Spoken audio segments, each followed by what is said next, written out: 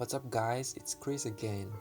So this is the Sharp Aquos R2 review. I have been using this phone for about a month now, and I am really excited to show you guys if this phone is still worth it in 2020. For me personally, I tend to try out older from 2 to 3 years old flagship gadgets because they have come down in price, and I actually believe that new phones these days have become unnecessarily expensive, and old flagships are actually more than enough for most of our daily needs. With that in mind, I think the Aquos R2 here is a very good example of an affordable old flagship. In this video, I want to give you guys the reasons why I think the Aquos R2 is still worth buying in 2020 and let you know who should be buying this phone. So the first thing I want to cover is just the immense value that you get out of your money that you spend for this phone. Because on paper, you actually get a lot. You get a 120Hz screen, a Quad HD display, a flagship Snapdragon 845, dual cameras at the back with 22 megapixels main camera and 16 megapixels wide angle camera, a single 16 megapixel selfie camera, IP68 dust and water resistance, Android 10, 4GB of RAM, 64GB of storage with support for microSD expansion. All that for a modest price of $300. I think on paper the device nailed it, especially for the price. Value aside, let's just go ahead and look at the design of this phone. So up front we have a 6-inch IPS panel with a rather large notch. Compare it with the teardrop or the Infinity O notches of today, I think this is actually 2 times larger in dimension. But overall, the look is quite modern and the design holds up quite well to today's phones, especially when you compare it with the 2020 iPhone SE, which looks like something that came out of 2014, 6 years ago. So in that regard, the phone actually doesn't look too old and is still acceptable in my opinion. I think at least it doesn't look old enough for people to judge. Jokes aside though, the only thing old-fashioned is that fingerprint sensor up front, but it doesn't take up too much of the front surface compared to the older Aquos R1 Compact. So with a 78% screen to body ratio, I am not going to complain. Everything else about the phone is just solid and boring in my opinion.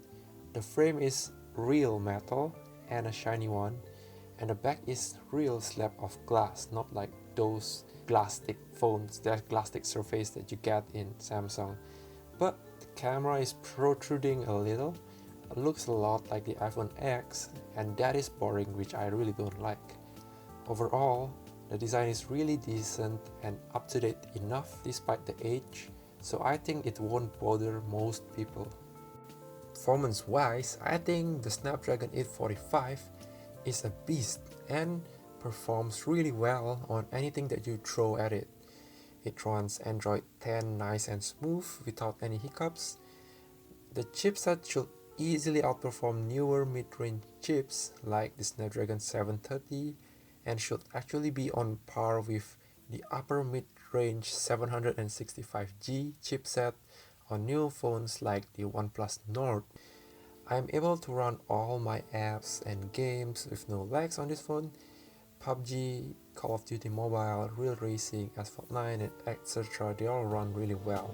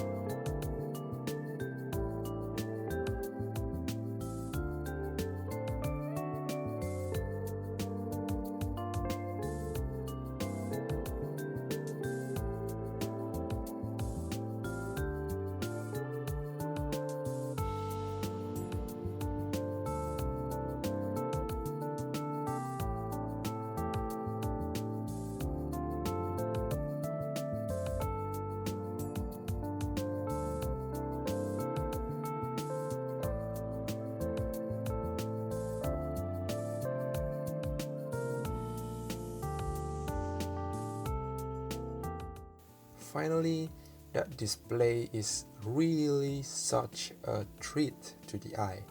If you are coming from the Razer phone or the Sharp Aquos R series, you already know what I'm talking about.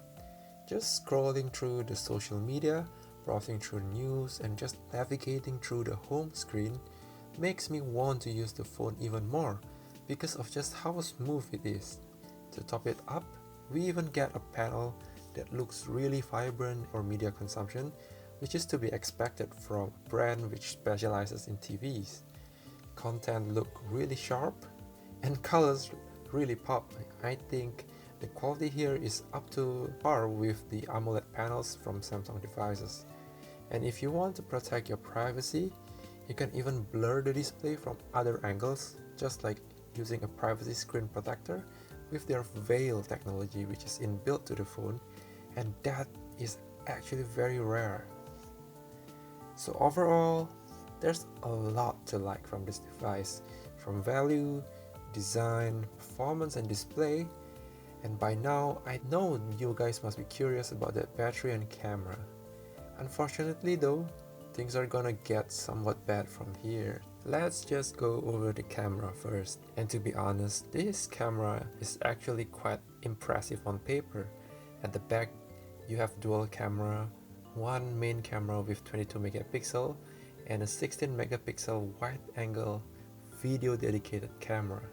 Photos are decent on brightly lit environments. There is a lack of dynamic range as skies look a little washed out in the sunlight, and low light shots are just not good, at least compared to those the Samsung S9 or the iPhone 8.